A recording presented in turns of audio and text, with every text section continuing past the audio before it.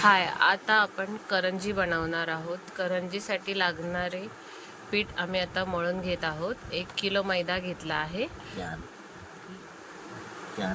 4 वाटी तूप आहे. तूप गरम केले. आता याच्यामध्ये मिक्स करून छानपैकी मळून घेऊया. करंजीसाठी लागणारे साहित्य आम्ही भाजून घेतलेले आहे. 4 ओळी भाजून घेतले आहे. याच्यामध्ये तीळ, खसखस आणि मनुका हे गरम करून घेतले आहे. खोबरा भाजून घेतले आहे आणि काजू बदाम हे पण आम्ही भाजून वगैरे घेतले आहे.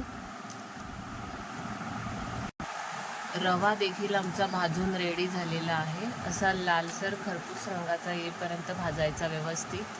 आता छानपैकी पीठ मस्त मळून घेऊया आणि अर्धा तास भिजत ठेवूया. करंजीसाठी आम्ही रवा भाजायला घेतला आहे. आधी थोडा गरम करून घ्यायचा आणि त्याच्यानंतर तूप टाकून चांगला असा लाल होईपर्यंत भाजून घ्यायचा. करंजीचं सारण तयार करून रेडी झालेलं आहे. आता आपण छान गोल गोल चकत्या करूया, छोट्या छोट्या चपात्या अशा, आणि त्याच्यामध्ये सारण भरून मस्तपैकी छान कट करून घेऊया. हे बघा, अशा करायच्या.